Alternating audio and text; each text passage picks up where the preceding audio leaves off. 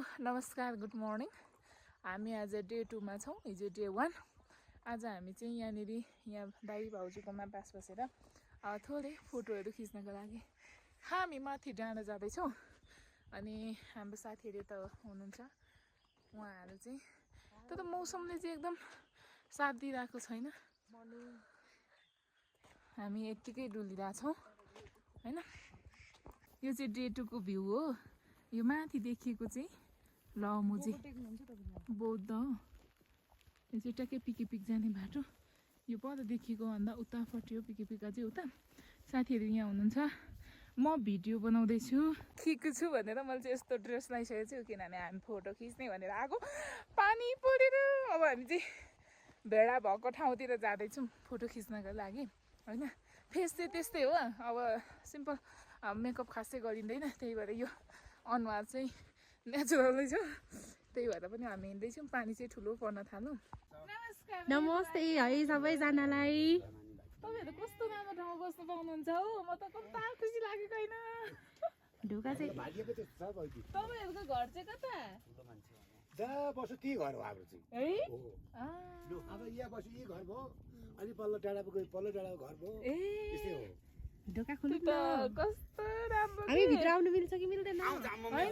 यो कसरी फुत्तो लाग्नु राख्नु सक्छु होला सक्नु पर्ने ठाउँ छ नानी हो त्यो भन्छ त्यो नि धुवा भयो म छिरे ल बाहरूको गोठ भत्कियो भने मलाई यहाँ नपिक्नु ल हामी चाहिँ बाहरूको गोठमा आएको छ तर ढोका चाहिँ यस्तो रहेछ यसलाई चाहिँ नागेर भित्र जानु पर्ने रे वर्ष भयो अब त बिस्तारै बानी हुँदै गयो के अनि हिजो पनि ल है अब के स्कुल छुट्टी छ भनेर अब पिके चाहिँ नपुगौँ यहाँसम्म चाहिँ आउँ भनेर हाम फालिरहेको हामी चाहिँ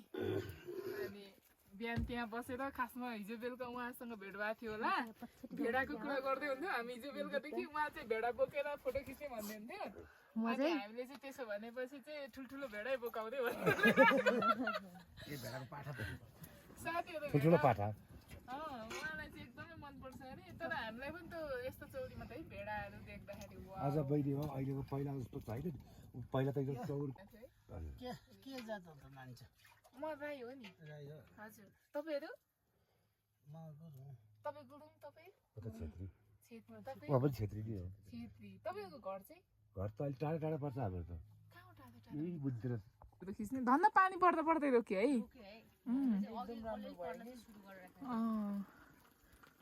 मैले सुनेको कि भेडाको घिउ चाहिँ महँगो पर्छ भन्छ नि किन त्यो चाहिँ भेडा घिउ दबाई पनि हुन्छ अरे फेरि भेडा घिउ त्यो चाहिँ दुधबाटै निकाल्ने होइन त गाई भैँसीको जस्तै हो एउटै हो किन महँगो भएको थोरै भएर कि यो जडीबुटी धेरै खाएर त्यो भेडाले चाहिँ त्यसरी बुझ्नुहोस् न तपाईँहरू यो लेखमा जडीबुटी धेरै हुन्छ त्यस कारणले भेडाको घिउ अलिकति महँगै हुन्छ महँगो हुन्छ है धन्यवाद तपाईँहरूलाई यसरी हामी दुःख दिन आयौँ हामीले के दुःख छ कहाँ धनकुटादेखि यहाँ अदुवा देख्न पाउँदा हामी खुसी छौँ हामी के दुःख छ दुःखै छैन हामी यसरी बसिरहने मान्छेलाई के दुःख छ हामी चाहिँ यहाँ धेरैजना छौँ है यता बाजे हुनुहुन्छ यता छौँ हामी छौँ त्यो नानी भेडाको भेडा पनि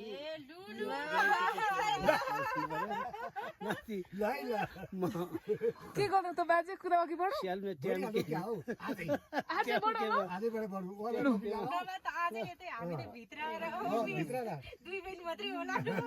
होइन यस्तो ढिलो यस्तो शुभ कार्यमा ढिला गर्ने नै होइन छिटो मिठो गरिहाल्ने त्यस्तो छ फेरि बहिनी पनि साउन्ड छ साउन्डले पो अलिक तीनवटा बुढी छ त्यसको ए बाउ छोराको छैन होला नि त छोराको हेलो अब चाहिँ हामी यहाँ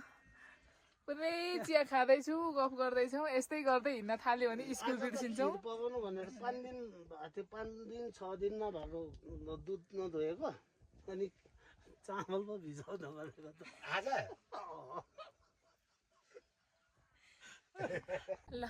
अब हामीले चाहिँ यहाँ फोटो खिचेर है अब धेरै पनि बस्दैनौँ पानी पर्न थालिसकेको छ अनि तपाईँहरूले मेरो ब्याकग्राउन्ड देख्न सक्नुहुन्छ वाउ तपाईँहरूलाई आउनु मन छ आउनुहोस् है तपाईँहरूले यो ठाउँ चाहिँ एकदमै मिस गर्ने खालको ठाउँ छ यता हेर्नुहोस् यता बेडा तपाईँहरूले अरू भन्दा पनि यो मेरो ब्याकग्राउन्ड चाहिँ हेर्नुहोस् कि है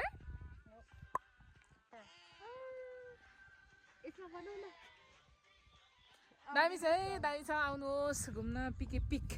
ट्रेल मार्ग खासै धेरै छैन अब चाहिँ हामी फर्किन्छौँ पानी पर्न थाल्यो घर पनि जानु छ 4-5 घन्टा लाग्छ यहाँदेखि हिँडेर जान चाहिँ अब हामी चाहिँ हिँड्यौँ फर्क्यौँ